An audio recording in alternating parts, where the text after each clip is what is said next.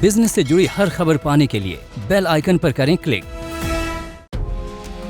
कभी न कभी आप इंश्योरेंस कंपनी के मनमाने रवैये का शिकार हुए होंगे। आपका, आपके सगे संबंधी या फिर किसी जानकार का क्लेम कोई न कोई कारण बताकर कंपनी ने खारिज किया होगा। साल दर साल ईमानदारी से प्रीमियम भरने और सभी जानकारी साझा करने के बावजूद जब आपको क्लेम के पैसों की सबसे ज्यादा जरूरत हुई, ऐन मौके पर कंपनी ने आपका साथ छोड़ दिया। आमतौर पे हेल्थ इंश्योरेंस में जो इंश्योरेंस कंपनियां हैं वो प्री एग्जिस्टिंग के नाम पर दावों को रिजेक्ट कर देती हैं और प्री एग्जिस्टिंग में वो कोरिलेशन भी ले लेती हैं किसी बीमारी का। सपोज कर लो किसी को डायबिटिक है या किसी को ब्लड प्रेशर है, तो उसको वो जोड़ लेते हैं कि साहब आपको जो दिल की बीमारी इसी कारण से हुई है, जबकि ऐसा नहीं होता है। इस पर मनमोहन नंदा में सुप्रीम कोर्ट ने साफ साफ कहा है कि ऐसा है, लेकिन फिर भी इंश्योरेंस कंपनियां इस ग्राउंड पर क्लेम को रिजेक्ट करती हैं। और दूसरा एक सबसे बड़ा कारण है आज का रिजेक्ट करने का, late intimation of the claim या लेट सबमिशन ऑफ डॉक्यूमेंट। ये भी बिल्कुल मनमाना है क्योंकि IRDA का स्पष्ट सर्कुलर है 20/9/2011 का कि कोई भी दावा सिर्फ देरी के आधार पर निरस्त नहीं किया जाएगा। लेकिन फिर भी इंश्योरेंस कंपनियां उस IRDA के उस सर्कुलर की धज्जियां उड़ा रही हैं और IRDA स्वयं भी उनके खिलाफ कोई कार्रवाई नहीं करता है कि उनका सर्कुलर का पालन क्यों नहीं हो रहा है। अब ऐसे में सवाल उठता है, इंश्योरेंस कंपनी की मनमानी के खिलाफ जाएं तो जाए कहां?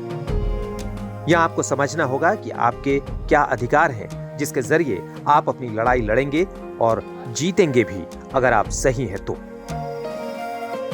सबसे पहला काम, आपको इंश्योरेंस कंपनी के ग्रीवांस डिपार्टमेंट में ईमेल के जरिए अपनी शिकायत दर्ज करानी होगी। इसके पूरे 1 महीने बाद अगर कंपनी की ओर से कोई भी प्रतिक्रिया नहीं आती है तो अगला कदम उठाएं। अपने प्रोटेस्ट लेटर और ईमेल की कॉपी IRDAI की ईमेल ID complaints@irdai.gov.in और कंपनी के हेड ऑफिस के ग्रीवांस सेल को भेजें। आपके लेटर, ईमेल भेजने के बाद भी अगर 1 महीने के अंदर कंपनी आपके दावे का भुगतान नहीं करती है या सूचित नहीं करती है, तब आप अपने इलाके के बीमा लोकपाल में अपनी शिकायत जरूर दर्ज करवाएं और यहीं से आपकी लड़ाई निर्णायक साबित होगी।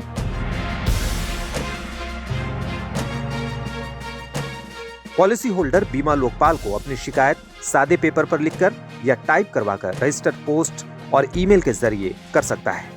इसमें पॉलिसी धारक का नाम, हस्ताक्षर, बीमा का पॉलिसी नंबर, बीमा दावा नंबर, दावा कितने रुपए का है बताना होगा। पूरा एड्रेस, पिन कोड के साथ फोन नंबर, ईमेल ID, बीमा कंपनी का नाम और उस ऑफिस का एड्रेस जहां से पॉलिसी ली गई है बतानी चाहिए। शिकायत के साथ हॉस्पिटल के बिल, डॉक्टर के प्रिस्क्रिप्शन, इन्वेस्टिगेशन रिपोर्ट, बीमा कंपनी की ओर से दिए गए रिजेक्शन लेटर की कॉपी अटैच करना चाहिए। शिकायत पत्र में ये जरूर लिखना चाहिए कि बीमा कंपनी के दावे में रिजेक्शन के जो कारण बताए हैं वो क्यों गलत हैं और आपका दावा क्यों सही है। देखिए, जब भी आपका कोई क्लेम निरस्त हो तो आपके पास कुछ ऑप्शंस हैं। पहला काम तो ये करना पड़ता है कि आपको कंपनी के ग्रीवेंस डिपार्टमेंट को लिखना पड़ता है और उसके 1 महीने के बाद आप बीमा लोकपाल के यहाँ जा सकते हैं अगर 30 लाख रुपए तक बीमा लोकपाल की सुनने की अधिकार है। उसके अलावा आपके पास एक नया कोर्ट खुला है, परमानेंट लोक अदालत PLA में 1 करोड़ रुपए तक की कंप्लेंट होती है।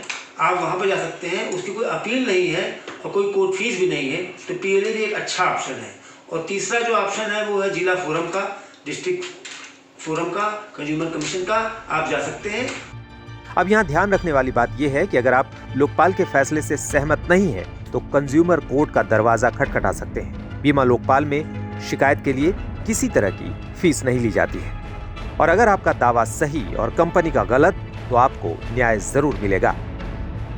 बीमा कंपनी ने किया परेशान, तो यहाँ मिलेगा समाधान।